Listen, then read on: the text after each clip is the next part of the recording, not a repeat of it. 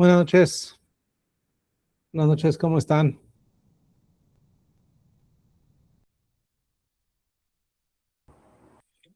Buenas noches, licenciado. Gracias, bien. Buenas noches, licenciado. Bien, Buenas gracias. noches. Muy bien. Presente. Buenas noches, licenciados. Hola, buenas noches a todos. No les he dado clase, ¿verdad? ¿A ustedes? No, licenciado. No es la primera vez, licenciado. Ok, bueno, es que pues aquí ya colaboro con la institución, más o menos, como un año llevo colaborando con la institución. Y, bueno, ante todo, pues, gusto en conocerlos, aunque sea aquí de escucharlos. Eh, y agradecerles su comprensión de recorrer una hora la clase de hoy, porque estoy tomando un curso y pues no me da tiempo a llegar. Y bueno, solamente hasta ahora, pero pues gracias. Ante todo, pues recorrer una hora, pues ya estuvieron descansando una hora, ahora pues recorrerla, ¿no? Bueno, no sé si tiene mi nombre. Soy el doctor Fortunato Huitzil. Pues aquí está en la presentación, Santos Fortunato Huitzil Ramírez. Ya están en el grupo, ¿verdad? Ya están en el grupo de WhatsApp, ¿ustedes? ¿Sí? Estamos en un grupo. Estamos en un grupo que nos dieron el link para que pudiéramos accesar y estar precisamente en esta clase, licenciado. Muy bien. Sí, pues ahí está, en el grupo está en el grupo está mi número. ¿Sí lo tienen ahí o se los comparto por este medio? Sí, sí aparece licenciado, ya nada más lo agregamos con su nombre para tenerlo bien ubicado. Sí, porque las tareas las van a enviar por acá, por este medio, porque luego el grupo pues se satura ahí, como es el de la universidad, pues se satura estar ahí con tareas y todo. Entonces, las tareas me las van a enviar por mensaje, este, privado. Entonces, eh, la materia es Derecho Constitucional, este es el grupo. Y bueno, me presento rápidamente. Pues soy licenciado en Derecho. Después, bueno, ahorita estoy ya, tengo la licenciatura en Psicología también. Tengo una maestría en Derecho Fiscal. Después cursé una maestría en Derecho Penal, una maestría en Mindfulness o Conciencia Plena, y estoy terminando otra maestría en Psicología Transpersonal. Y tengo tres doctorados, titulado en dos y un postdoctorado. Acá, laboralmente, pues fui Ministerio Público Federal 15 años en la unidad de terrorismo de la PGR. Bueno, entré a la PGR en el 2008 y salí en el año pasado, antepasado ya. Duré 15 años en la PGR y pues me salí ya para llevar a funciones más tranquilas. Actualmente tengo una consultora que doy cursos a empresas de seguridad privada. Tengo pues muchos cursos registrados. Estoy registrado como agente capacitador externo en la Secretaría de Trabajo y Previsión Social. Y tengo una asociación civil, constituí una asociación civil que da asesoría jurídica a los internos de los reclusorios oriente y sur de esta Ciudad de México. Entonces, en esta Ciudad de México les doy asesoría jurídica a los internos de los reclusorios. Y pues tengo un despacho ahí en el centro, aquí en la Ciudad de México. Y pues llevo asuntos penales. Y pues hay clases aquí en la noche. Doy prácticamente toda la semana. Lunes, miércoles y viernes doy aquí como con ustedes. El jueves le doy una clase en línea igual a una escuela del Estado de México. El jueves doy en escuela a una universidad en Querétaro. Y el sábado también doy clases en maestría en una universidad de aquí de la Ciudad de México en línea. Y el domingo también temprano doy clases. O sea que toda la semana doy clases. Y en la mañana, pues a mis asuntos con la consultora y sobre todo ahorita dando cursos a empresas de seguridad privada. Y bueno, eso es lo que más o menos me he dedicado en esto. ¿Alguna pregunta? No. Sí, licenciado, Ajá. para saber cómo vamos a trabajar con relación a las tareas, si no y cómo va a ser la calificación, si también va a ser por asistencias, por tarea y por participación. Ahora sí nos gustaría saber cómo va a calificar todo eso, por favor. Sí, aquí está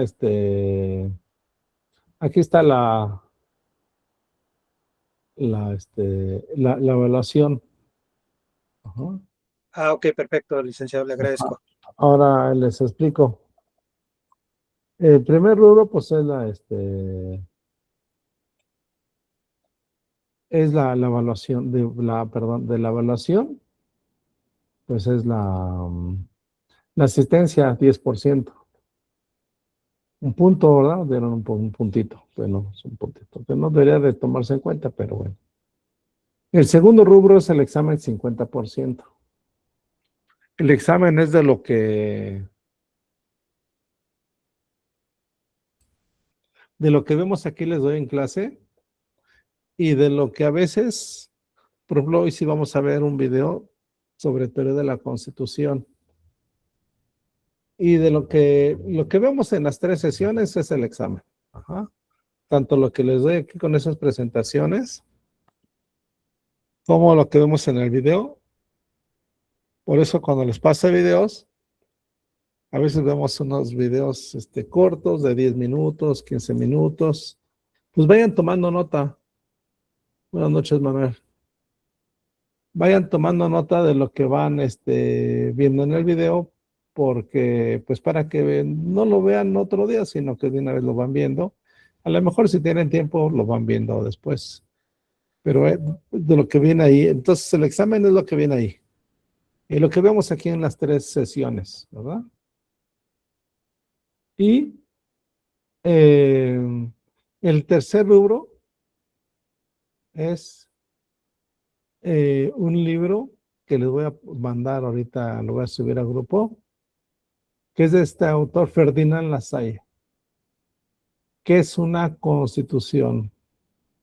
Ajá, aquí vamos a ver pues lo que se considera como una constitución, cómo se enriquece, cuáles son los factores, nos habla de los factores reales de poder, qué es lo que hay en un país, qué es lo que realmente existe y que se le denomina como factores reales de poder. Ajá. Entonces, ese es lo que, ese tercer rubro es eh, este resumen a mano de este libro, que es una constitución.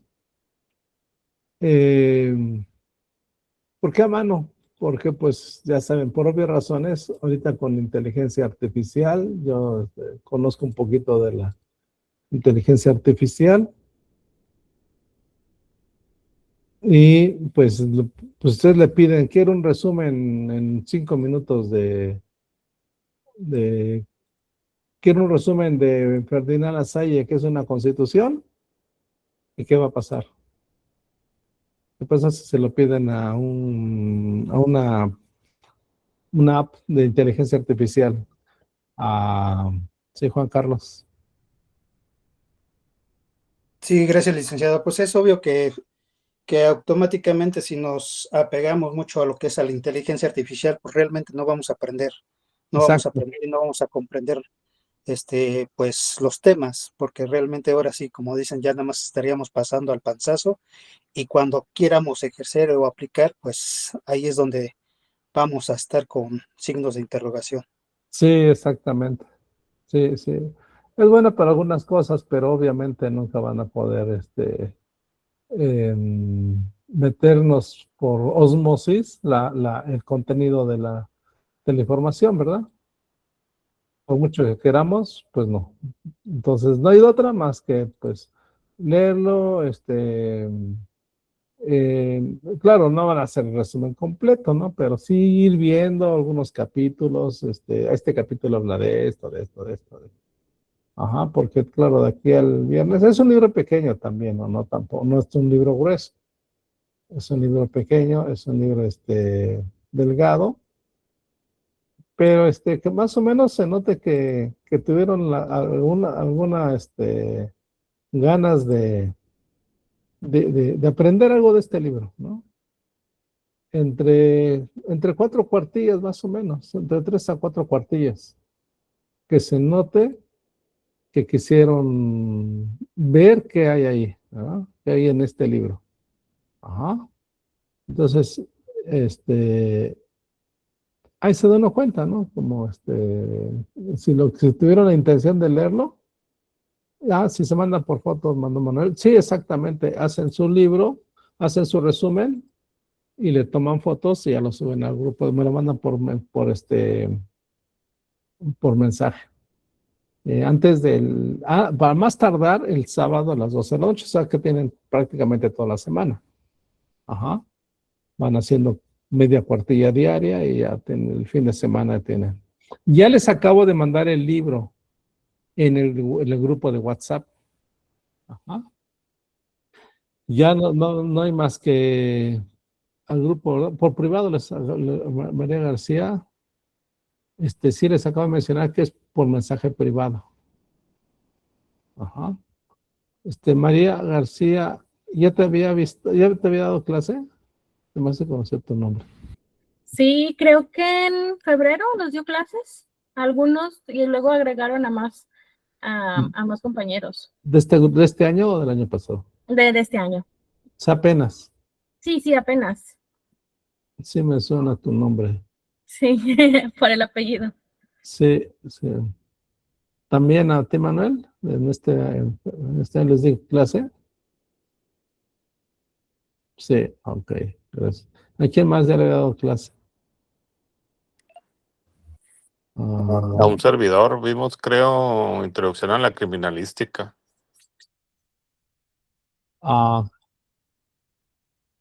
Sí, igual a mí, febrero. Ok, entonces algunos, ¿no? Melissa también, creo que me suena tu nombre. No sé, No, a mí no, doctor, a mí no me ha dado. No, entonces me suena tu nombre. Entonces, como unos 5. Un formato un formato no, como es a mano, no. Claro, cuando fuera computadora, pues sí, tipo de letra y eh, o una carátula, pero no pongan su nombre. Ajá. Como hay muchos nuevos, para ir tomando ahorita los nombres, al terminar la clase, me mandan un mensaje con su nombre completo, porque luego aquí los ponen y ponen ponen otros nombres. Entonces, para ir haciendo yo la lista, para no perder tiempo ahorita, como son varios, por ejemplo, dice Aro HD, se imagino que es Aaron Hernández. Pero bueno, mejor manda un mensaje al final de la clase, un mensaje de su mensaje privado, pero con su nombre completo. Bien, para ir yo capturándolos y ir haciendo la lista. Para como vamos a llevar no, dice Manuel, si mi número de WhatsApp es otro. No, mi número de WhatsApp está ahí en el grupo. Sí lo vieron, ¿no? Bueno, se los digo, es 55-82-22-0077. Bueno, se los pongo aquí el número.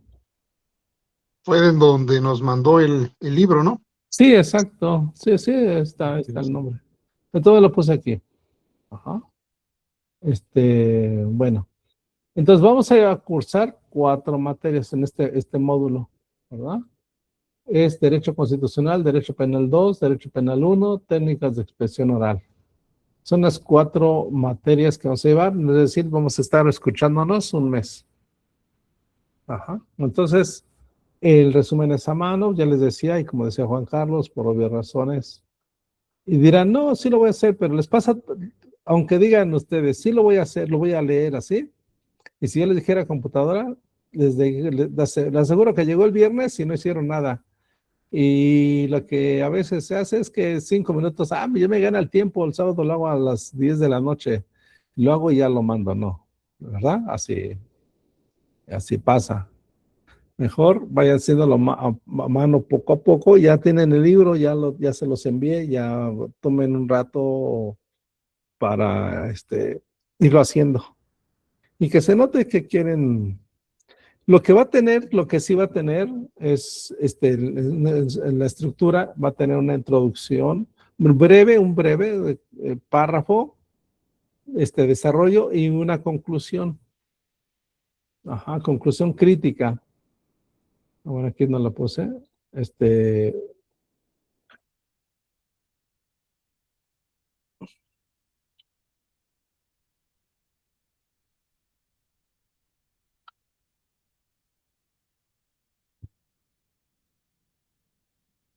Sí, ¿quién levantó la mano? Francisco. Gracias, licenciado. Buenas noches. Nada, mi pregunta era si nos iba a dar alguna guía también para el examen. Gracias. No, la guía les acabo de mencionar ahorita, es lo que veamos en las sesiones. En las 3 sesiones son 6 horas, bueno, bien siendo como 5 horas, 4 horas y media, algo así. Lo que vemos en las sesiones, aquí en la de hoy, el miércoles y el viernes, preguntas de aquí, de lo que vemos en las sesiones. Lo que tanto aquí en la presentación como en los videos que lleguemos a ver, vamos a ir viendo lo que vemos, es lo que viene en el examen. Ajá. El libro es otro. Bueno, y en las 4 materias, la dinámica va a ser distinta. Por ejemplo, ahorita este libro, en la siguiente semana son reportes de cada clase, es un reporte. Ese sí ya hay un formato. Después en la otra materia que veamos la siguiente semana, les doy el formato. Y es otra tarea, o sea, son tareas distintas. Ajá. Entonces, la dinámica es distinta. Bueno, algunas cosas son las mismas, ¿no? Pero las tareas la evaluación va a ser distinta. En esta semana es este resumen de este libro. En otras, pues va a ser otros reportes de clase o algunos reportes de videos, etcétera. Depende de la materia. Ajá. Ok, sí, gracias. Sí, Manuel. ¿Y el formato call ya no se llevará? ¿El formato de qué? El formato call. ¿El formato qué, perdón? Call. ¿Ese qué? ¿Ya no se manejará? Sí, sí, también, ese es el que les decía ahorita de la otra semana. Ajá. Sí, ese formato call es el que les pido, les pido reporte de la clase. Ajá, para que no se duerman con ese formato, tiene que desarrollar lo que vimos en la clase. Y con eso los evalúo esa semana, pero esa será la otra semana. ¿Sí, Manuel? Sí, gracias. Ok. Bueno, no sé si tengan otra pregunta. Ya tenemos la evaluación, las materias que vamos a ver, cómo vamos a ir trabajando. Va a ser distinto en algunas variantes en las 4 materias. Ajá. Y entonces ahorita tenemos la asistencia, el examen y el reporte de este libro, el libro que les acabo de enviar. ¿Sí? Bueno, ¿otra pregunta? ¿No? Bueno. Ahora les pregunto, aquí es importante la participación de todos ustedes, ¿no?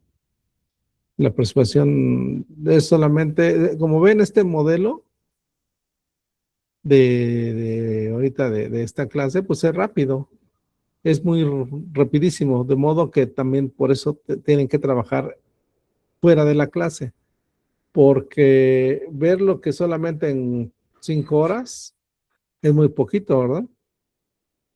Entonces, tienen que hacer trabajo extramuros, muy breve, ¿no? Pero, por ejemplo, en este caso es este libro.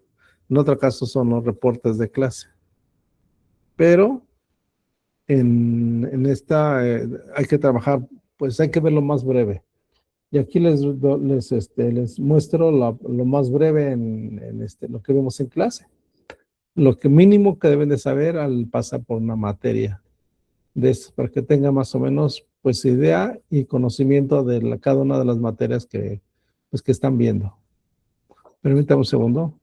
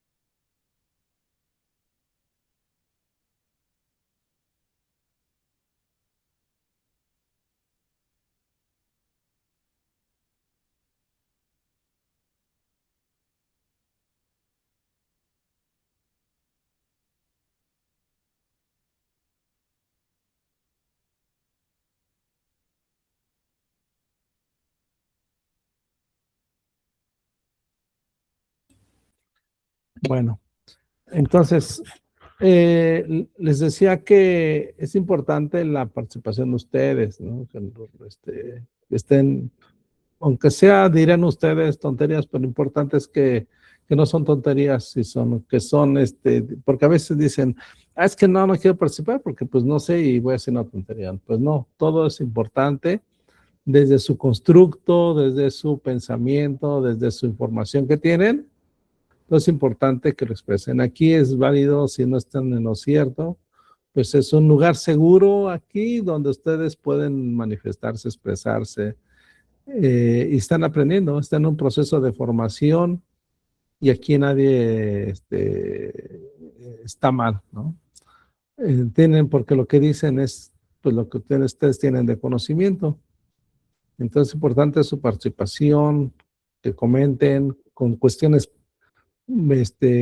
experiencias, anécdotas, lo que les ha pasado, en cuanto a los temas que vamos viendo, ¿no? Depende los temas, depende de las materias. Entonces es importante que pues vayan platicando temas de la materia, ¿no? Decía Manuel que ese formato ¿cuál vas a manejar? En esta semana no. Bueno, ya te comentaba hace rato, ¿no? Es en la siguiente semana. Ajá. Y así vamos a ir variando, para que no sea lo mismo de todas las materias, sino ir variando un poquito. Y bueno, entonces en ese sentido les preguntaba qué es el formato COL, ¿no? El formato COL ese no, perdón. ¿Qué es el derecho constitucional? ¿No?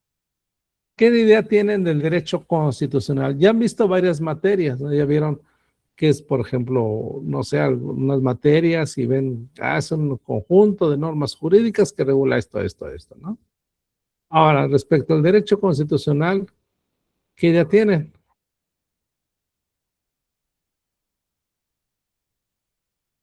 Sí, Ángel, Ageo. Bueno, derecho constitucional se refiere a la Carta Magna sobre, pues, lo que nos habla de derechos humanos, enfocado en derechos humanos, ¿no? Con la Constitución Política de los Estados Unidos. A eso le entiendo.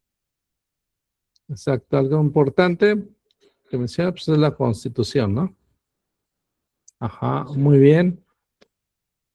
Ok. Ok, gracias. ¿Cómo se llama? Ageo. Así es. Ageo, ok. Muy bien. ¿Quién más? ¿Qué más opina? Juan. Gracias, licenciado. a mi punto de entendimiento, creo que el derecho constitucional es algo a lo que tengo o puedo exigir o pedir o adquirir. Más o menos es lo que a mi parecer es lo que le entiendo. Ok, perfecto. Sí, a lo que puedes adquirir.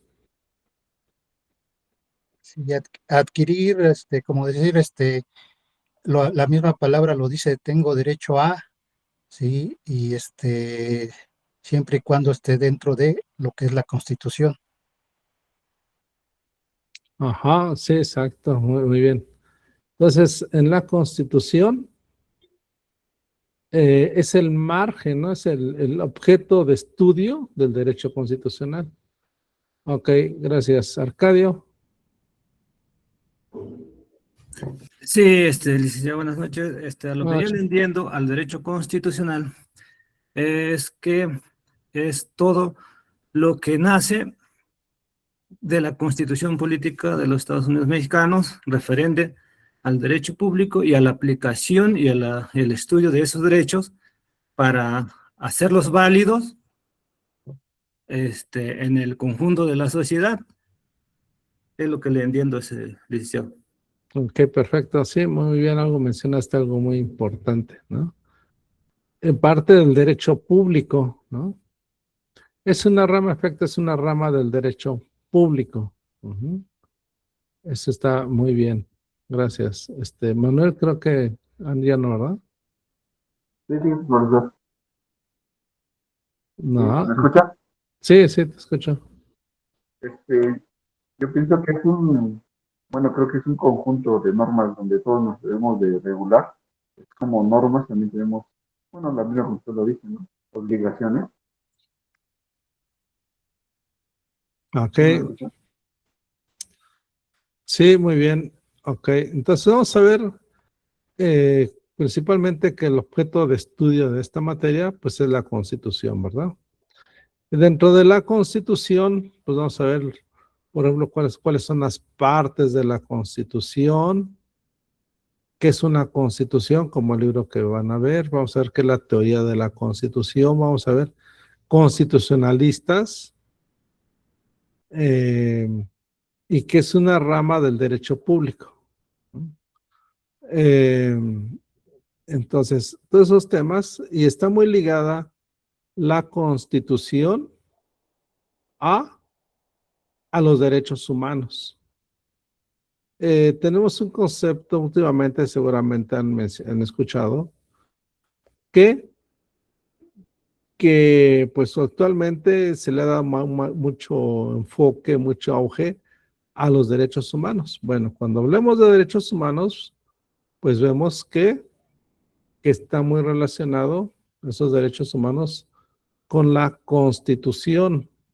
¿Por qué? Porque en la Constitución van a estar plasmados lo que conocemos como derechos humanos.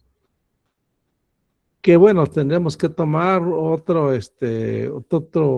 mucho tiempo para hablar de derechos humanos, ¿verdad? Solamente lo mencionamos rápidamente, que hay mucha relación entre diversas materias porque emanan directamente de la Constitución. Entonces, vamos a ver un tema también que es la supremacía constitucional. Es la supremacía constitucional lo entendemos como ¿qué? Como que lo que más arriba está es la Constitución, ¿verdad? Entonces, cuando vemos derecho constitucional, vemos que este tema del derecho constitucional tiene que ver con la supremacía constitucional y otros temas, ¿no? Como control de constitucionalidad, control de convencionalidad o bloque de constitucionalidad, en fin. Muchos temas que tienen que ver con el derecho constitucional. Ajá. Entonces, vamos a ir poco a poco, no sé, No se preocupen, vamos a ir viendo poco a poco. Si tienen dudas durante el desarrollo de la sesión, pueden intervenir en el momento que quieran. Sí, Ageo, ¿quieres comentar? ¿No? Víctor, la mano levantada. ¿No?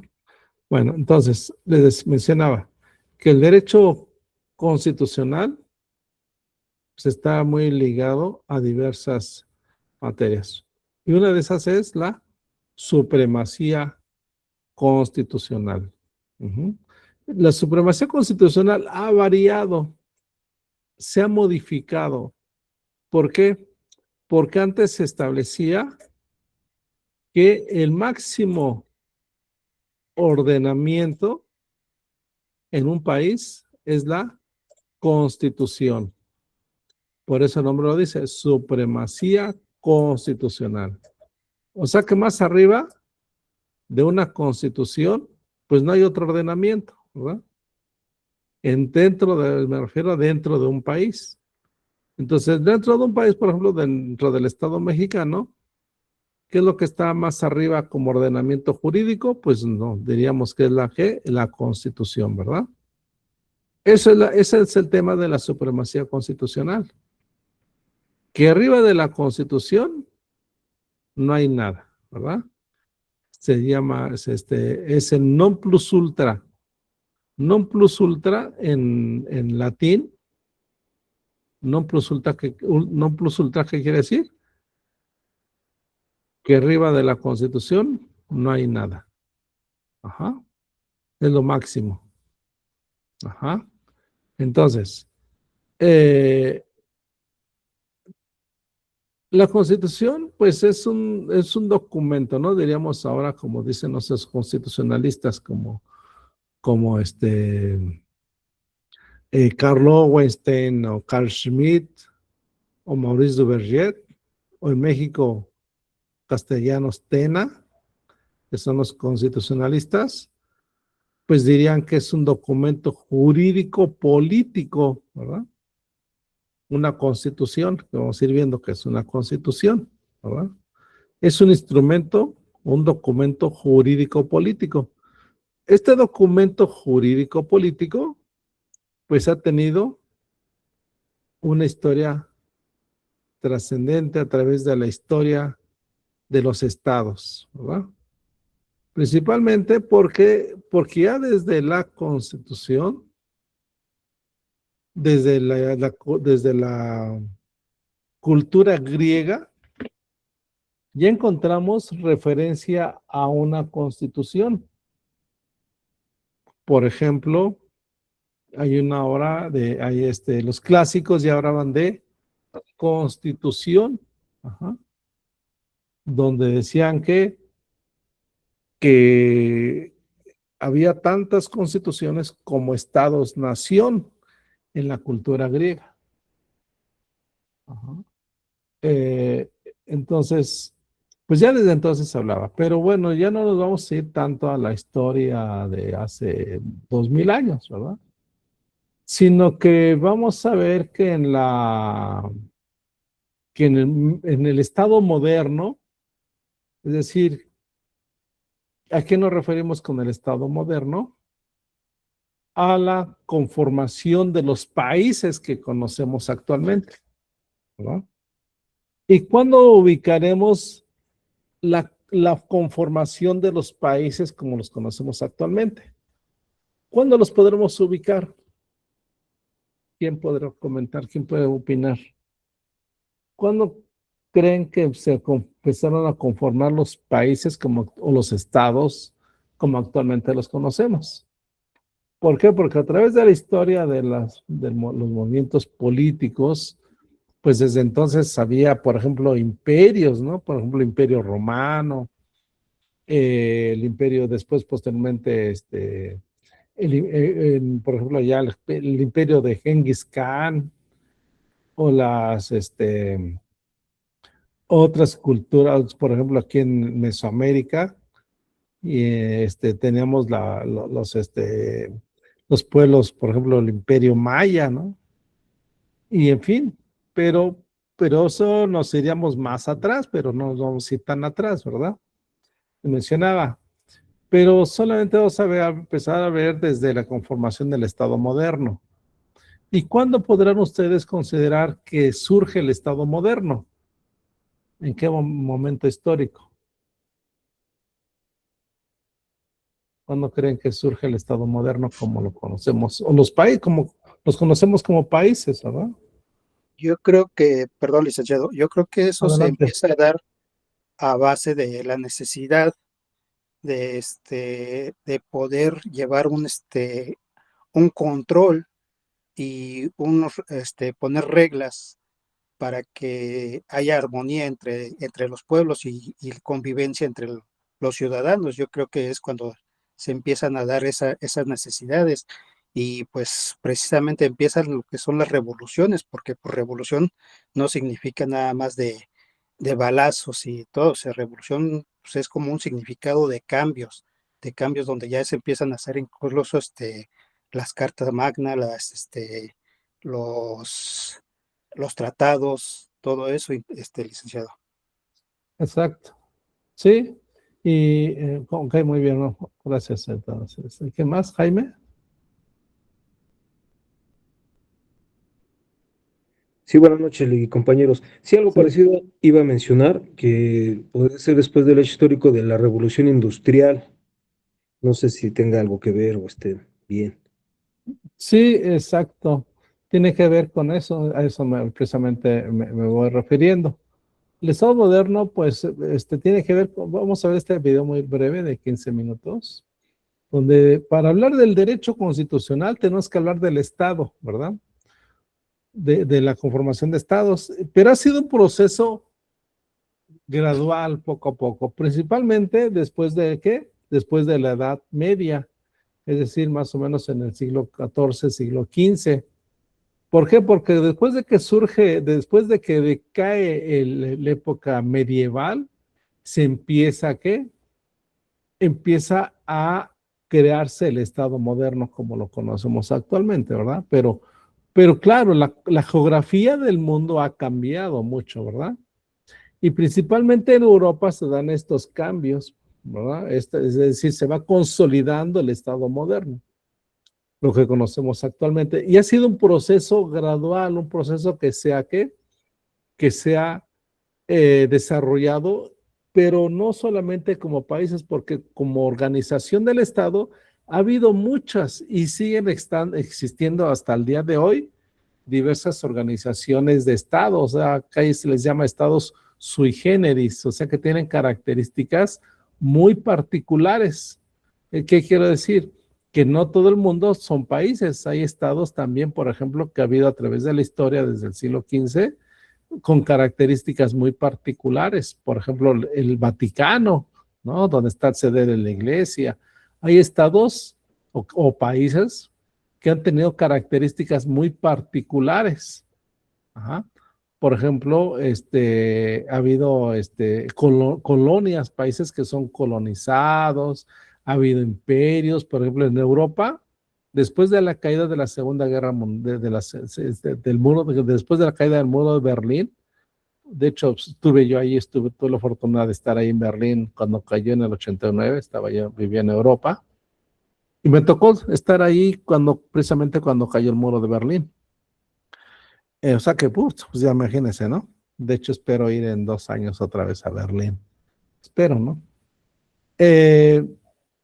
Cuando cae el muro de Berlín, pues, como saben un poco, los que recuerden que tienen un poco más de edad, y si no, pues, bueno, todos son chavos, ¿no? Ustedes están jóvenes, pero pues han visto por las noticias, por los que se han tal vez leído, instruido, pues saben que en el 89 cayó el muro de Berlín, y pues yo vivía ya, tenía 18 años cuando me fui, estaba muy chavo.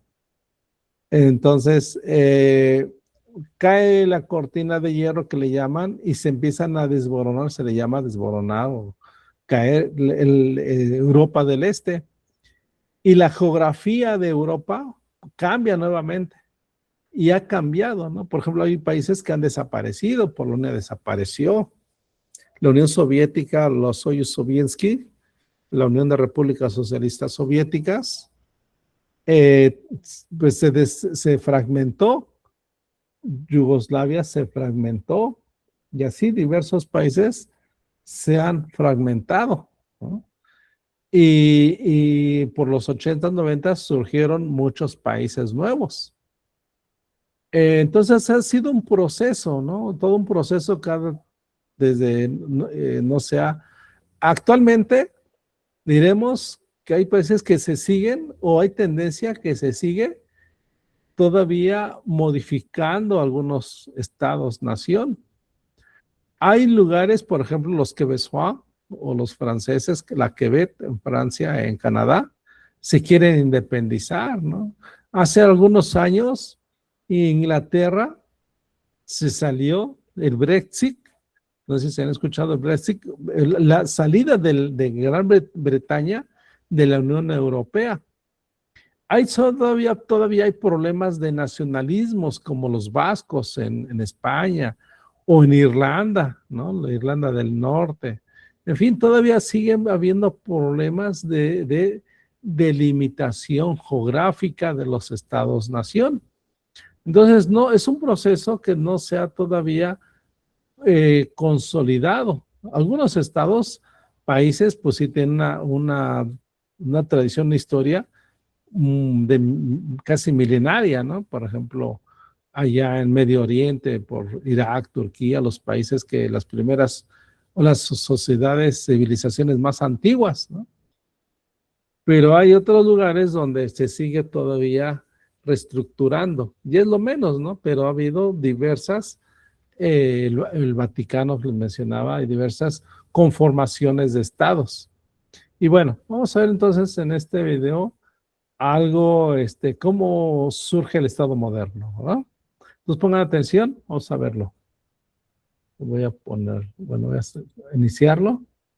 Siglos XV y XVI, cuando los reyes europeos aprovecharon la crisis del feudalismo para concentrar su poder, centralizando el dominio sobre sus tierras. Este proceso se hizo pactando con los señores feudales para recibir sus tierras a cambio de algún privilegio o bien conquistando los territorios a base de guerras sangrientas. Los reyes recibieron el apoyo de la recién nacida burguesía que deseaba desprenderse de los señores feudales para romper su condición de vasallos. El mapa político europeo, que antes se asemejaba a un mosaico político multicolor de contornos inestables, va a experimentar cambios. El número de reinos independientes empieza a contraerse y los límites empiezan a consolidarse. Este resultado fue la consecuencia de la ascensión de una serie de monarcas con cierta conciencia nacional que entendieron su mandato de manera diferente a sus predecesores. Luis XI y Francisco I en Francia, los reyes católicos en España y posteriormente el emperador Carlos V y su hijo Felipe II, Enrique VII y Enrique VIII en Inglaterra, Cristián I de Dinamarca, Casimiro IV de Polonia, Matías Corvino en Hungría, Iván III en Rusia. Ellos fueron los artífices de la aparición de los primeros estados de corte moderno. Estos reyes gobernaban de la mejor manera posible para conservar la corona. De alguna manera hubo una suerte de selección natural que influyó en el resultado final. Las monarquías más débiles desaparecieron. Los que lograron resistir inauguraron un nuevo sistema de reinar que marcaría la vida política europea de los 3 siglos siguientes. Un sistema autoritario que los historiadores llaman el Antiguo Régimen. La población o bien pertenecía a la clase privilegiada, clero y nobleza, o bien al estamento de los no privilegiados, burguesía y pueblo llano. ¿Cuáles son los antecedentes de la aparición del Estado moderno? A final de la Edad Media se produce una enorme crisis en Europa con grandes hambrunas. La peste negra había reducido drásticamente la población. Los desequilibrios económicos afectaron a todos los sectores. Las cadenas de vasallo-señor se desestabilizaron. Pero a partir del siglo XV los efectos de la crisis empezaron a disminuir. Europa comenzó a experimentar cierta recuperación. La conquista de Constantinopla por parte de los turcos en 1453 supone el fin del Imperio Romano de Oriente y es una de las fechas que utilizan los historiadores para situar el inicio de la Edad Moderna. En Constantinopla se conocía bien a los clásicos: Platón, Séneca, Heródoto, Horacio, etc. Mientras que durante la Edad Media en Europa se conocía fundamentalmente a Aristóteles, y además se le conocía a través de traducciones árabes. Cuando los eruditos de Constantinopla que hablaban griego se refugian en Europa, muchos de ellos en Florencia tras la caída de la ciudad, traen consigo todo el saber grecolatino. En Europa se redescubre a los filósofos clásicos. Esto cambiaría radicalmente la mentalidad europea. En el medievo, los europeos habían vivido demasiado preocupados por el más allá, convencidos de que la vida terrenal era un mero trámite para acceder a la vida eterna. Vivían temerosos de Dios. De estas ataduras se fue librando el hombre a lo largo de la Edad Moderna. Se empezaron a valorar los goces terrenales. El Decamerón de Boccaccio se convierte en un paradigma de la libertad sexual de la época.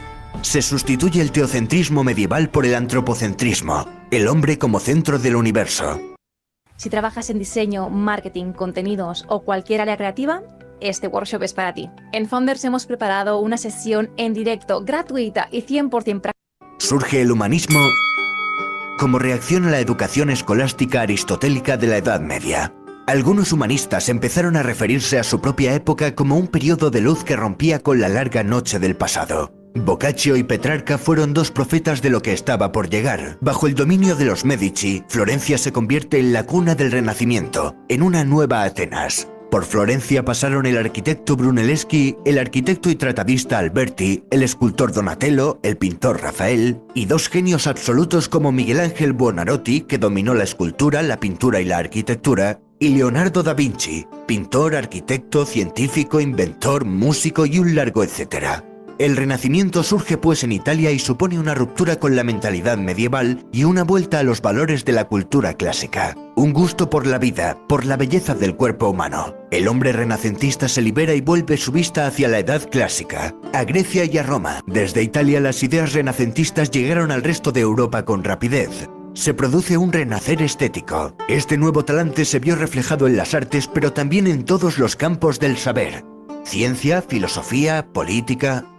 La invención de la imprenta en el siglo XV por parte de Johannes Gutenberg generó una amplia difusión de todas las ramas del conocimiento. Este invento fue crucial en la propagación del saber. Sin duda estamos ante una segunda palanca de cambio clave en la historia de la humanidad. Los avances en física, astronomía, biología, anatomía humana, química, medicina, transformaron las visiones medievales sobre la naturaleza y sentaron las bases de la ciencia moderna. Se produce una revolución científica que empieza con Nicolás Copérnico y su teoría heliocéntrica. Más tarde, un entusiasta de las ideas de Copérnico, Johannes Kepler, definió cómo eran las órbitas elípticas que seguían los planetas alrededor del Sol. Durante casi 5 milenios, el modelo geocéntrico de la Tierra como centro del universo era prácticamente aceptado por todo el mundo. El modelo heliocéntrico, según el cual la Tierra y los planetas se mueven alrededor del Sol, supuso una auténtica revolución e hizo temblar los cimientos sobre los que se sustentaba todo el conocimiento.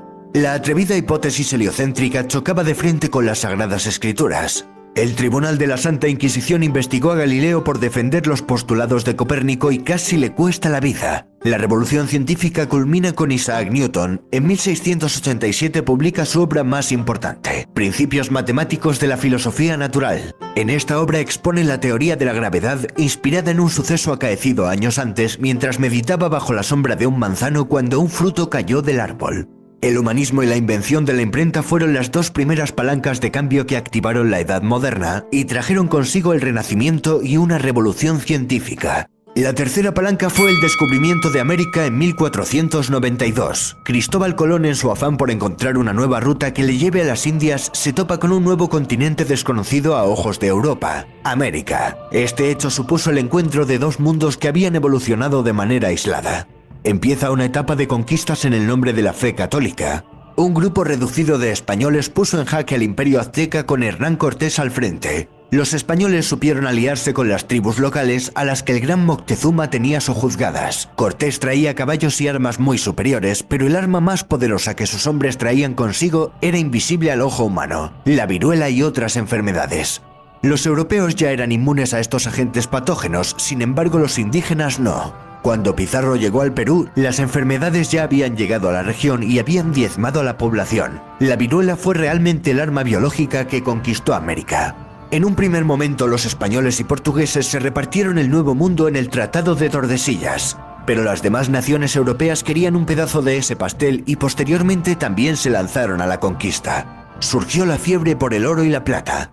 Toda Europa creció enormemente gracias a las riquezas de América. Además de oro y plata, la conquista dio lugar a la importación de nuevos productos agrícolas desconocidos en Europa como el tomate, el maíz, la patata, el cacao y el tabaco, que tuvieron un gran impacto en la economía y hábitos europeos.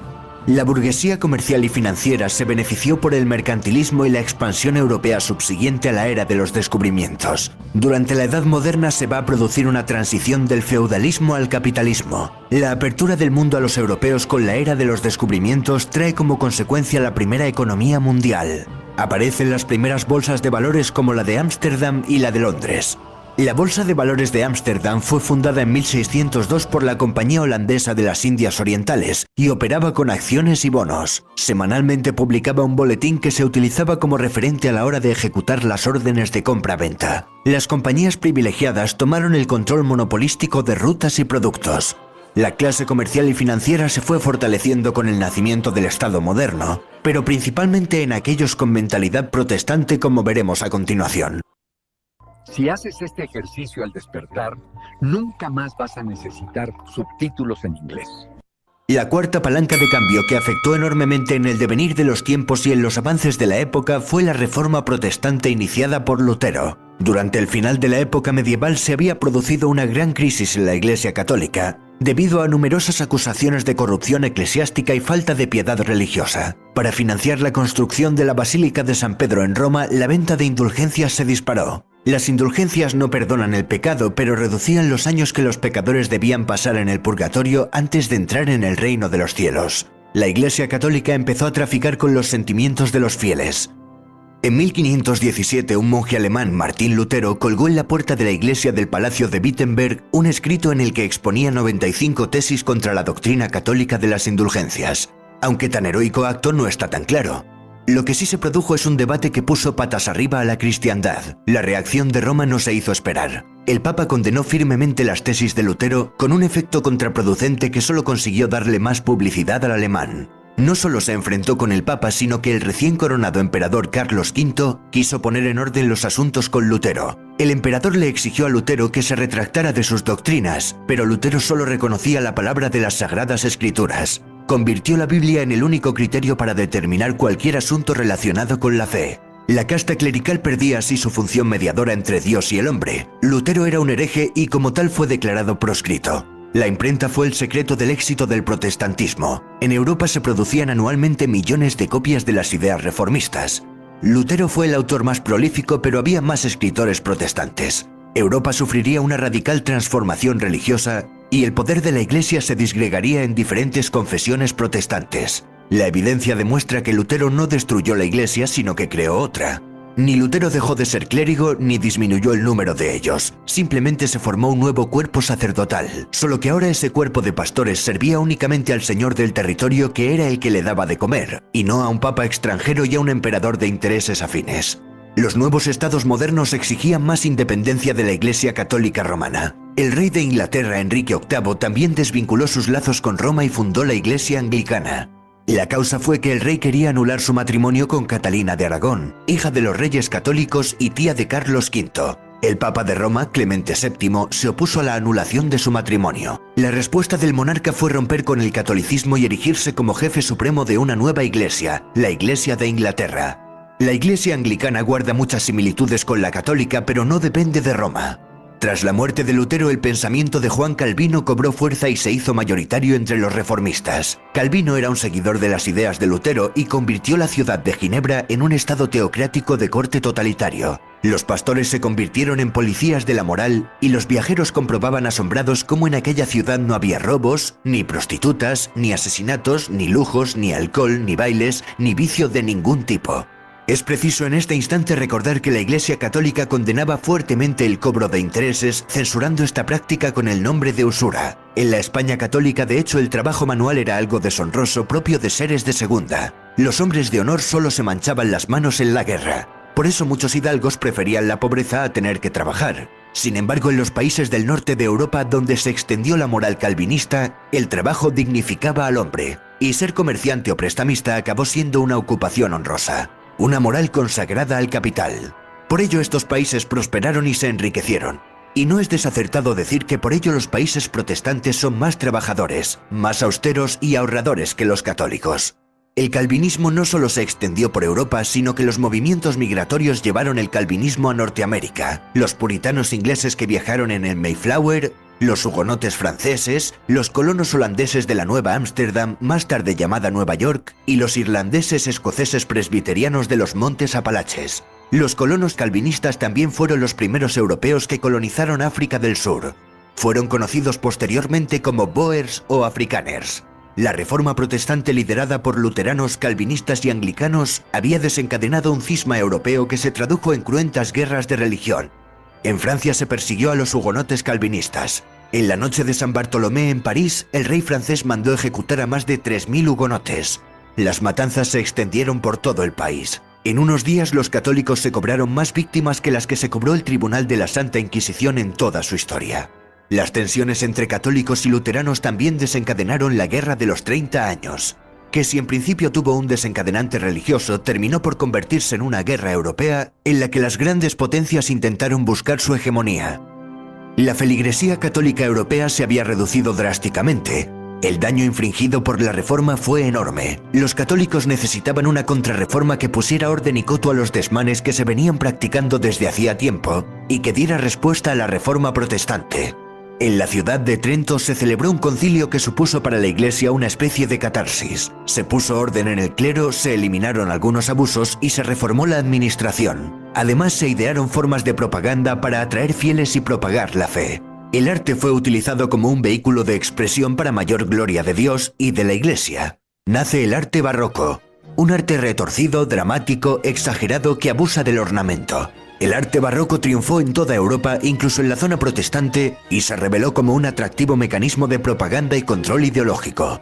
Hemos visto pues que el Estado moderno poseía identidad, estaba organizado, estructurado y era autoritario. El poder estaba centralizado y era reconocido políticamente. El autoritarismo puso fin a las guerras civiles garantizando una paz interna que favoreció el progreso económico, con la expansión de nuevos mercados y rutas comerciales que se abrieron tras el encuentro con un nuevo continente. También floreció una nueva mentalidad, una concepción más abierta, en definitiva más moderna, que culminaría en el siglo XVIII con la Ilustración.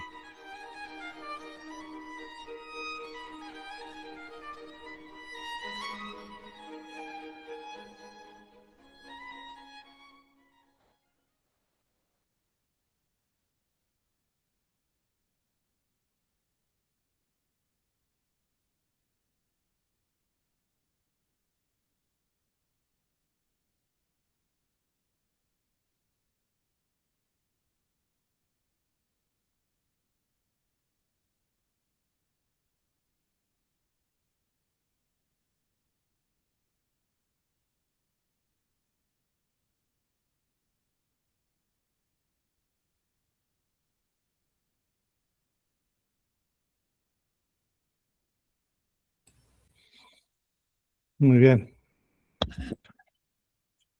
¿Qué les llamó la atención aquí? ¿Qué vieron que no sabían y ahora saben?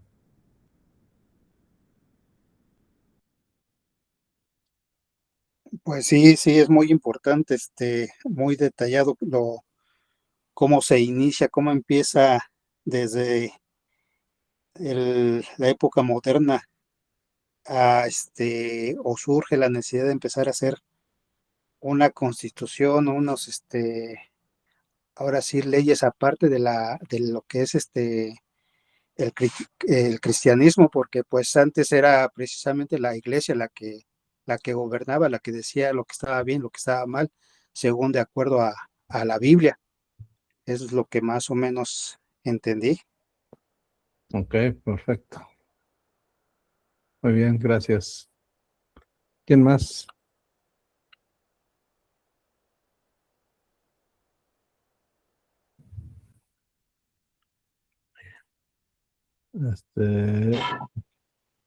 Sí, ¿quién más?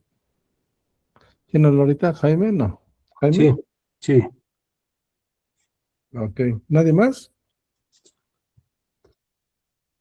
¿Y Francisco?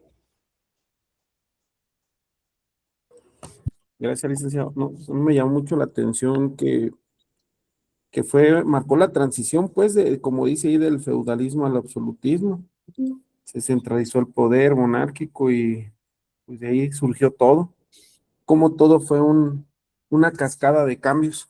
La verdad, yo desconocía muchas cosas, me llamó mucho la atención, licenciado. Ok, perfecto. Sí, gracias. Arcadio.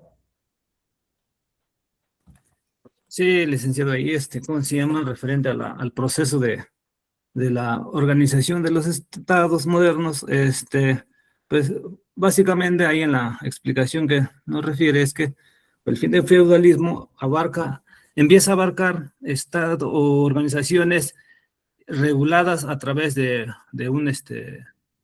leyes, aún así que eran estados de regímenes absolutistas o regímenes autoritarios, pero aún así se regían.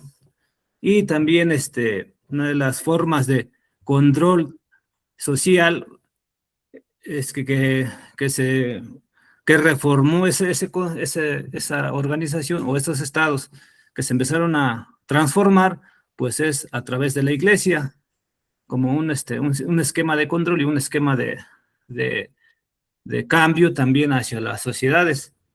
Y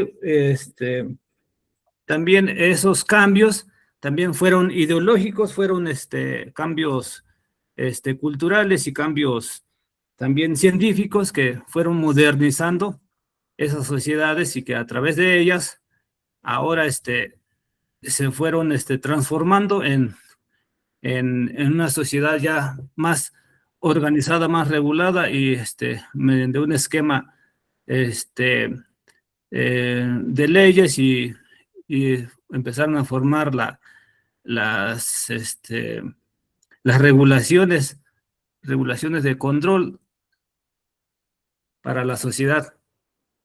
Es mi opinión, licenciado. Sí, muy bien, gracias. Gracias, Arcadio. Luis. Sí, buenas noches, licenciado. Sí, buenas noches. A mí lo que entendí en el video es de cómo se transformó, ¿verdad? Toda la economía, todo el comercio, ¿sí? La influencia de la iglesia, lo que es la expansión de los territorios, también muy importante, ¿verdad? Que hizo que fortaleciera todos esos sistemas en el desarrollo económico, y todo eso es lo que nos da a entender que fueron bases para construir el Estado moderno. Eso es más que nada lo que entendí. Perfecto, sí, muy bien. Ok, gracias. ¿Ya, nadie más? No, ya Jaime, ya, ¿verdad? Ok. Muy bien, bueno, pues como vieron aquí en el siglo XIV ha sido muy determinante para el Estado moderno, porque es precisamente, como vimos, cuando termina la Segunda Guerra, perdón, sigo con la Segunda Guerra. Cuando termina la época medieval, aquí viene una reestructuración. Primero nos habla sobre la iglesia, ¿verdad? Que la iglesia viene aquí un rompimiento con Martín Lutero y hay un cisma en la iglesia. Y este cisma en la iglesia, pues viene posteriormente a dar ¿Y por qué este cisma en la iglesia es el que provoca ese cambio? Porque el Estado moderno aquí, ¿qué refiere? ¿O cuáles eran los postulados de la iglesia? Los postulados de la iglesia era pues que todos ya estaban determinados a pertenecer a una determinada estructura. Es decir, los que eran de la iglesia, pues siempre iban a ser de la iglesia y además de sangre azul, ¿no? Y que los papas, pues iban a tener una secuencia a través de una sucesión de sangre azul. Viene la iglesia, viene Martín Lutero y dice, no, no es cierto, ¿cómo que todos somos de sangre azul? Que algunos son de sangre azul, ¿verdad? Entonces dice, no, no es cierto. Y además, los que nacen, pues, pobres, pues pueden progresar. Y los que puede haber una movilidad social. Entonces, esto provoca se le llama un cisma, ¿no? Un movimiento, y a partir de aquí vienen pensadores a decir, ¿no? Como por ejemplo, Jean Bodin o Juan Bodino, Montesquieu, Rousseau, Voltaire, algunos de estos pensadores, ingleses principalmente, y empiezan a dar las bases del derecho político y de la teoría del Estado. Y por eso viene todo este cambio de la teoría del Estado. Por eso es muy determinante todo esto que acabamos de ver como el origen del Estado moderno. Y es importante hablar del derecho, cuando hablemos del derecho constitucional, es importante hablar del origen del Estado. ¿Por qué? Porque en la Constitución se van a plasmar los lineamientos que van a dar origen al Estado, donde se va a plasmar la organización de un Estado. En la Constitución van a estar todas las bases de la organización del Estado, ¿no? Ya vimos el origen del Estado. Ahorita vamos a hablar también de la supremacía constitucional. Ajá. Y bueno, vamos a ver entonces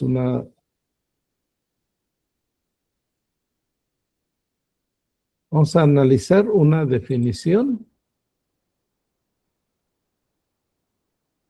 de derecho constitucional. Aquí tenemos esta definición del derecho constitucional.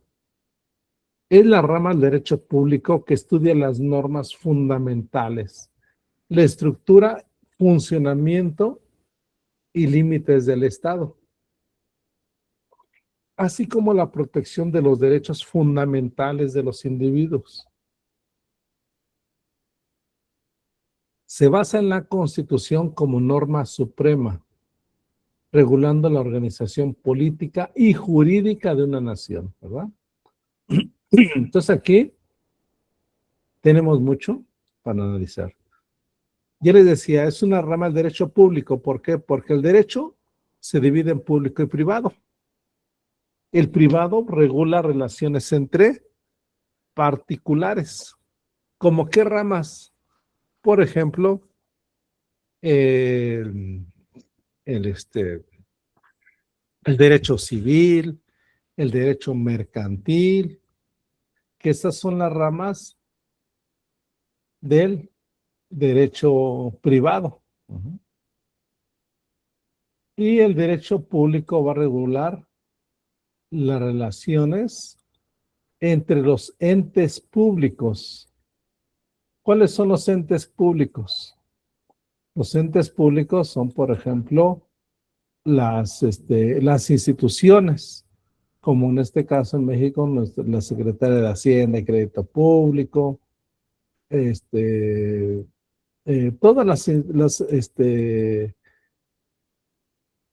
todas las ramas que tienen que ver con las instituciones públicas. Por ejemplo, derecho aduanero, derecho de las marcas. Todas esas son ramas del derecho público, como aquí tenemos. El derecho privado, a su vez, se va a dividir en derecho privado interno y el derecho privado internacional. Y el derecho público se va a dividir igual en derecho público interno y el derecho público internacional. El derecho privado, es decir, que está dentro se refiere interno, porque es el que está dentro de un país o de un estado. Entonces, dentro del comercio, dentro del derecho privado va a estar federal y local, a su vez se va a dividir federal y local. ¿Qué quiere decir? Que tenemos leyes federales y leyes estatales. Por ejemplo, ustedes, creo que a veces son de varios lugares, ¿no? Por ejemplo, son de varios lugares, ¿no? Ustedes, y tienen sus códigos civiles. Bueno, les había dicho su mensaje, ¿verdad? Que me mandaron un mensaje con su nombre completo. Pónganle ahí de una vez de qué municipio están, para conocerlos un poco. ¿De qué municipio y a qué institución están de una vez? Si están en la Policía Estatal, Municipal, Guardia Nacional, Sedena, etcétera. Bueno, para no tomar tiempo aquí, mejor me lo ponen ahí en su mensaje. Bueno, y también voluntario, ¿no? Los que quieran. Pues bueno, su nombre completo para pasar la lista, ponen el nombre, ¿qué más? El municipio donde están y la corporación a la que están trabajando. Ajá.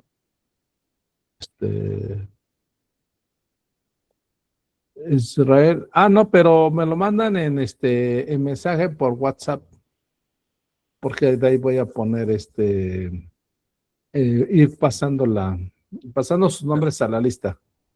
Ajá. Gracias, Isra. Ok. Y yo todos los paso a la lista tomando captura de los que están ahorita. Bueno, ahorita, en cualquier rato. Ajá. Bueno, entonces, les comentaba. Aquí tenemos entonces la división. ¿Qué quiere decir? Que metodológicamente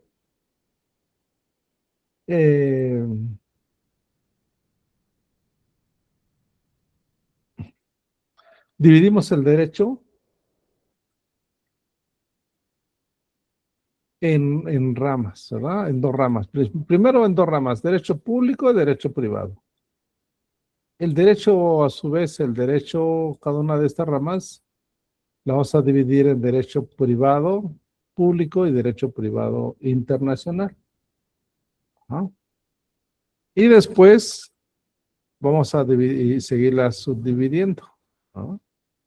Y ahí es donde tenemos estas ramas. El derecho público se va a dividir en derecho público interno también. Interno, ¿por qué? Porque es el que está dentro del territorio mexicano.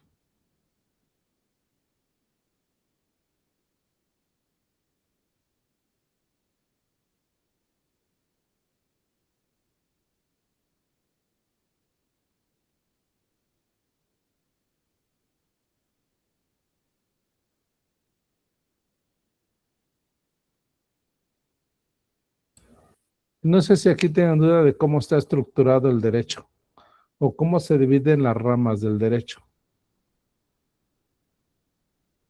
Pues se divide en público y privado. Y dentro de esto están, ahora, ¿dónde ubicamos, dónde opinan que está el derecho constitucional? A ver si dentro de toda esta maraña, bueno, que no está muy amplio, ¿dónde está el derecho constitucional? Ahí es en el derecho público. ¿Derecho público, licenciado? Ajá. Pero el derecho público se divide en dos, derecho público interno y derecho público internacional. En el derecho público interno. Exactamente. ¿Por qué? Porque es dentro del Estado mexicano, ¿verdad? Ahora, el derecho público interno se divide en federal y local. Ahora, les pregunto, ¿el derecho constitucional es federal o local? Es federal. Federal. Bueno, ¿qué creen? Que aquí me están diciendo que no conocen, es broma, pero es que no conocen la constitución de sus estados. Entonces, ¿qué trato de decirles? ¿Que hay una constitución en sus estados o no? Por Sí, ejemplo, Sí, cada está estado el tiene. código civil de cada estado. exactamente. Entonces, tenemos una constitución federal, ¿verdad? La constitución federal, la constitución política de los Estados Unidos mexicanos. Pero también tenemos constituciones locales. Por ejemplo, ¿quién conoce la constitución de su estado? Por ejemplo, ¿quiénes son de algún estado del interior? Pues yo soy de Aquí, Jalisco y sí, he consultado la Constitución del Estado de Jalisco. Exactamente, qué bueno, qué bueno. Juan Carlos, sí, aquí la Constitución de la Ciudad de México no tiene mucho, que apenas también también se. tiene su constitución, Así es. exactamente. ¿Quién más es de otro estado? No tengan miedo. ¿Quién es de otro estado aparte de Mari García? Oscar también desde Puebla y tiene su constitución también, ¿verdad, Francisco? De aquí de Guanajuato, licenciado. Ah, qué bueno, Guanajuato, sí sabes que Guanajuato tiene su constitución. Sí, sí, también. Exacto, Jaime dice que del Estado de México. Gavino, De Chiapas, pero no sabía, fíjese que había una constitución interna. ok, bueno. Como tarea, no para contar, sino para que se ilustren, revisen de tarea. No me refiero tanto a tarea como calificar, sino que se conozcan ustedes, revisen su constitución de su estado. Por ejemplo, alguien escribió de Sonora, de Aarón de Sonora, Jaime de Estado de México, etcétera. Revisen su constitución, Ageo de Oaxaca, exactamente. Echen una leída a su constitución. Entonces, regresando al cuadrito, ¿el derecho constitucional es federal o local?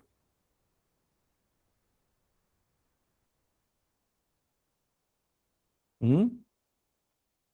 ¿De dónde es? Pues es federal, es federal. Es federal si analizamos la constitución que todos conocemos, ¿verdad? La constitución federal.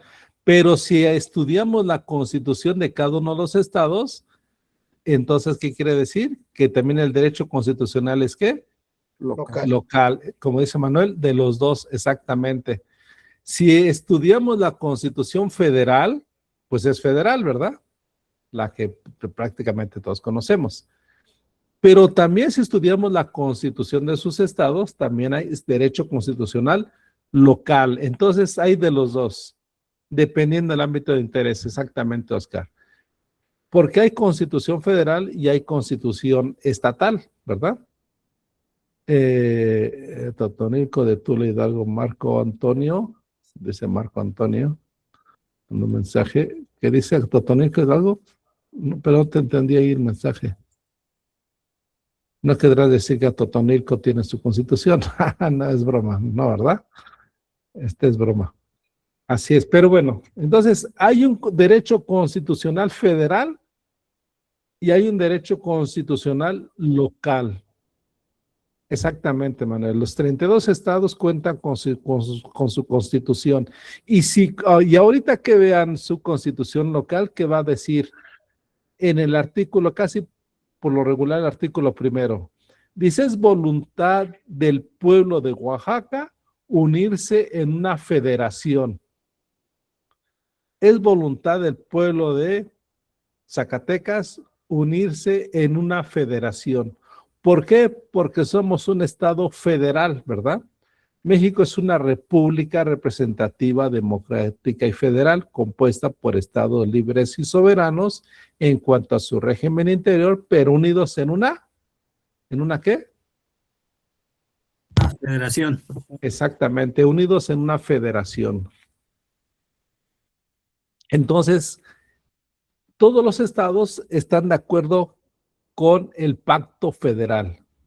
Y les pregunto, ¿qué es el pacto federal? ¿A qué nos referimos con el pacto federal? ¿Qué es? Pues es la Constitución Federal. Así se le llama también pacto federal o ley de leyes o Carta Suprema y ahí dentro de esto está la supremacía constitucional. ¿Qué quiere decir? Que arriba está la Constitución Federal y abajo están otras leyes y después las constituciones de los estados. Pero ¿qué creen? Las constituciones de los estados, así como lo mencionamos, no puede ir más en contra de la Constitución Federal. Y si ustedes hacen una comparación entre la Constitución Federal y la Constitución de los estados, ¿qué vamos a encontrar de diferencia? Que en la Constitución Federal tiene un capítulo que se le llama parte dogmática, que es donde tiene los derechos fundamentales o los derechos humanos, que es la parte orgánica. ¿Y qué creen que van a encontrar? Que en las constituciones de los estados no tienen un apartado de derechos fundamentales. ¿Por qué? Porque se rigen por la Constitución Federal. ¿Qué quiere decir? Que no podemos tener derechos humanos federales y derechos humanos estatales, ¿verdad? Es decir, que derechos humanos en el estado de Oaxaca o derechos humanos en el estado de Sonora. No, todo el país que está unido en una federación se rige por los derechos fundamentales que están en la Constitución Federal. ¿Sí? Vamos a encontrar esa diferencia. Sí, Ageo. Tengo una duda, Nick. Adelante. ¿Y dónde entrarían los derechos así como de los pueblos que son, bueno, que tienen su propio, así como usos y costumbres? ¿Cómo entraría eso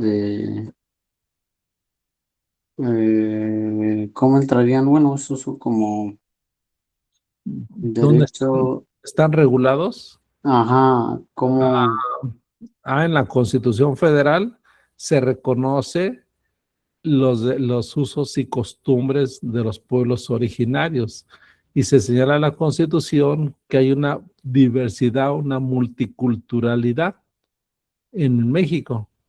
Por eso le digo que eso está en la Constitución Federal. En las constituciones de los estados se replica, pero ya los derechos que están dentro del estado respectivo. Por ejemplo, dice aquí se reconocen los derechos de los pueblos indígenas del estado de Oaxaca, nada más. Pero en la Constitución Federal está más arriba y es la que va a decir que va a reconocer los derechos de los pueblos originarios de todo el país. Y ya cada constitución de los estados va a reconocer los derechos de los pueblos indígenas de ese estado. Ajá. Pero en la Constitución Federal tenemos ahí que en la Constitución Federal tenemos ahí el reconocimiento de los pueblos originarios y además se reconocen sus costumbres. Ajá. Y sus usos y costumbres que están en todo el país. Y ya cada estado pues reconoce los que están en su propio estado, ¿sí? Pero en la Constitución está esa parte. Entonces tenemos ahí, ¿sí quedó claro? sí, entonces ya entraría eso en la Constitución política. Sí, en la federal está esta parte. Ah, ok. Sí, nada más era una duda. Ok, bueno. Vamos a ver ahora un video.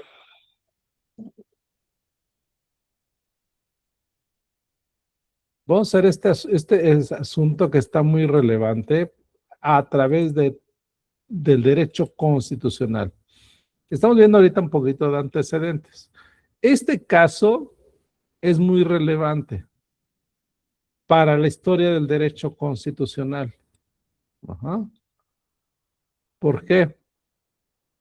Porque vamos a ver este caso Marbury versus Madison, cómo a través de este caso vamos a ver varias cosas. Una de ellas es que muchas cosas que son del derecho constitucional las hemos tomado del sistema americano. Y uno de esos temas, por ejemplo, el federalismo, que somos un estado federal, y además la supremacía constitucional, vamos a ver que muchos de esos temas están tomados del sistema anglosajón, es decir, copia de Estados Unidos. Ajá.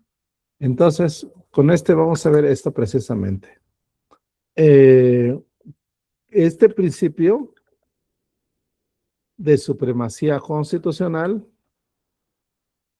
lo trajimos, o te hemos tomado del sistema anglosajón.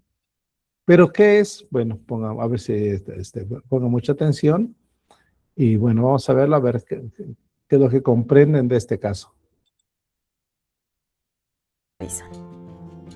Supremacía de la Constitución. El caso de Marbury versus Madison. ¿Qué es la supremacía de la Constitución? La supremacía constitucional significa que en un sistema jurídico determinado, la Constitución rige a todo el ordenamiento legal de aquel Estado, por lo que si una ley, un reglamento, un decreto o cualquier otro dictado normativo de orden jurídico contraviene o se opone a la Constitución, tales ordenamientos son nulos, de pleno derecho y corresponde a los tribunales declarar su invalidez. ¿Cómo surge la supremacía de la Constitución?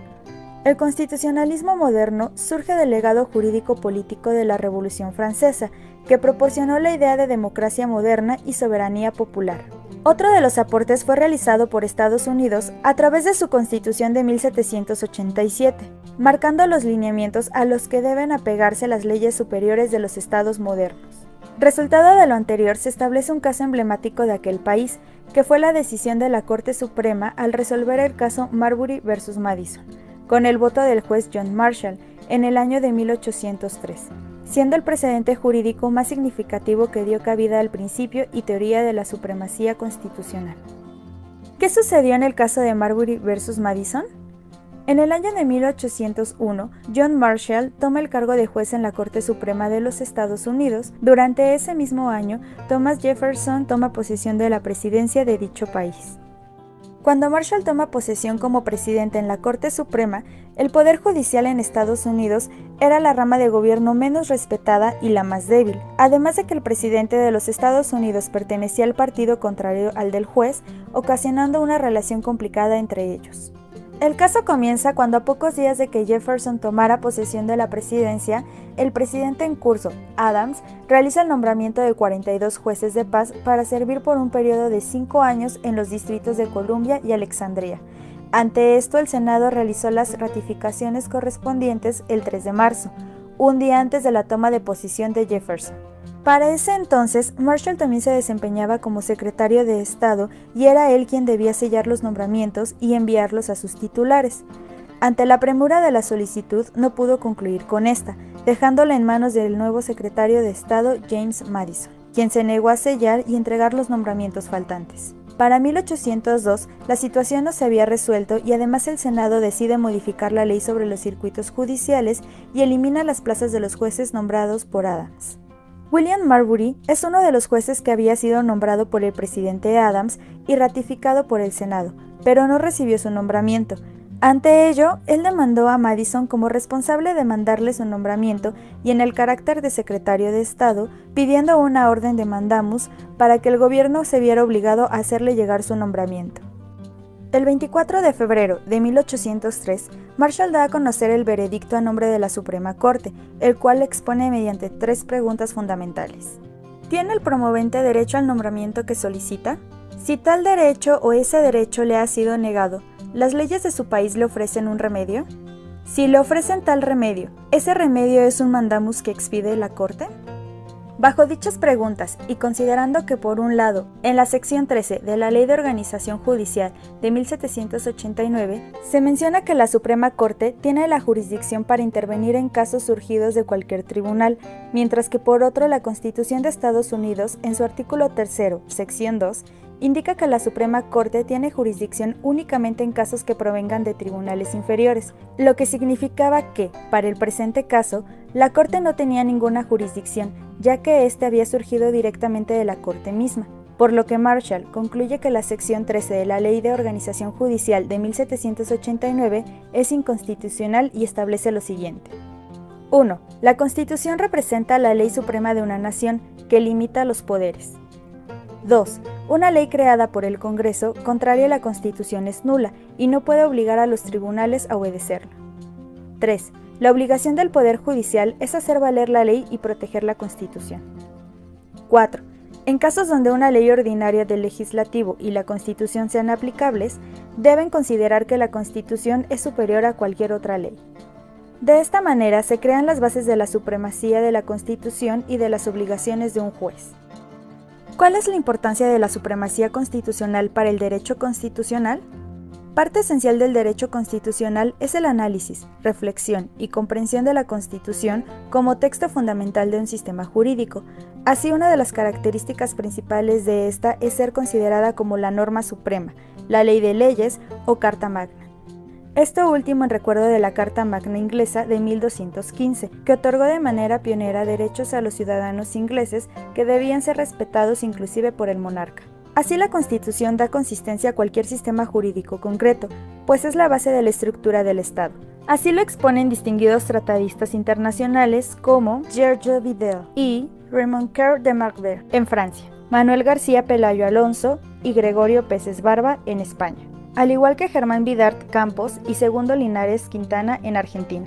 Igualmente en México, los clásicos de esta materia, de los que destacan don Felipe Tena Ramírez, Ignacio Burgoa, José Gamas Torruco, Jorge Carpizo y Enrique Sánchez Bringas, entre otros, al disertar con amplitud sobre el valor supremo de la Constitución.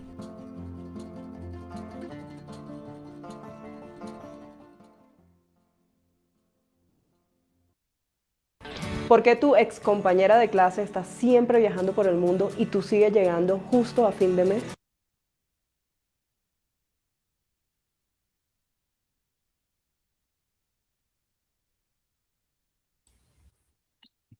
Bueno, aquí ¿qué comprendieron? ¿Qué les llamó la atención?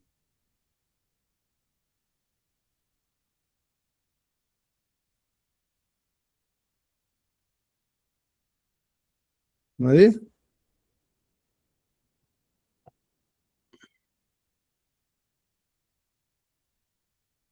Bueno.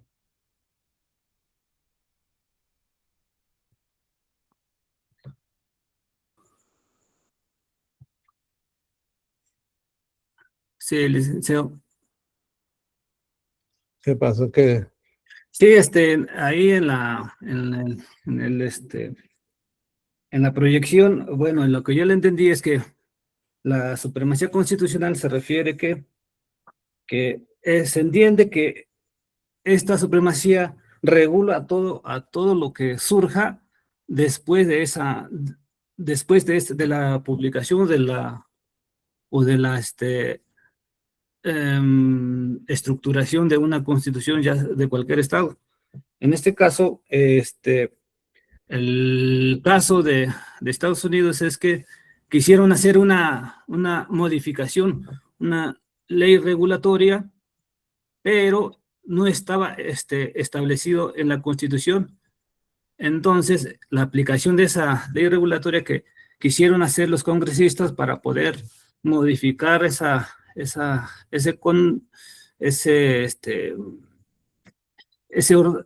ley que ya estaba establecida en la Constitución, simplemente no se pudo materializar porque el Estado se fractura al violentar la Constitución de cualquier país o de cualquier organización. Entonces, considerarla menos y tener esas modificaciones como superiores, simplemente se entendería como una violación a la Constitución política de cualquier estado. Es lo que le entendí, licenciado. Muy bien, gracias. Así es. No se puede, los actos de autoridad no pueden ir en contra de la Constitución. Ajá. Ni pueden ser actos que no vayan a favor, que no vayan en contra y además que estén contemplados, ¿verdad? Por eso hablamos de actos inconstitucionales o actos anticonstitucionales que van en contra de la Constitución. Ajá. Por eso hablamos de este caso, que es el antecedente de la supremacía constitucional. El miércoles vamos a hacer otro igual breve, pero aquí se va a referir a la actualidad. ¿Cómo aplicamos la supremacía constitucional en la actualidad? Ajá. Ahorita vemos el antecedente. Ya vieron el caso Marbury, cómo se ha gestado, cómo ha evolucionado este principio de supremacía constitucional. Ajá. Entonces,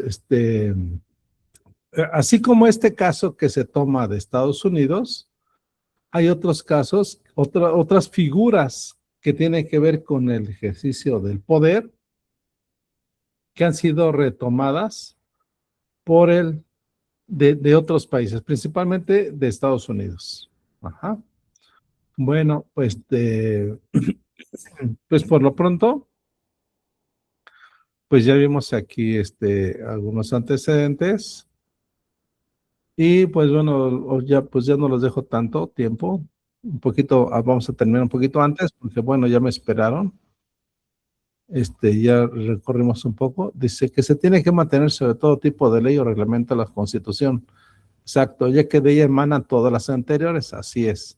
Asimismo, regula las actividades o funciones de los poderes, manteniendo el respeto a lo establecido y de los derechos de las personas. Así es, gracias, Oscar. Así es, todo viene de la Constitución, ¿verdad? Entonces, bueno, ya la siguiente sesión de miércoles continuamos con estos temas y con algunas definiciones. Ya tenemos ahorita material, ya subí aquí las dos, las presentaciones. Mándenme su mensaje, terminando, o la hora que puedan, un mensaje por mensaje privado de su nombre completo para ir haciendo la lista, el municipio donde están y a qué corporación están, ¿sí? Para seguir haciendo la lista. Bueno, pues por lo pronto, pues ya no los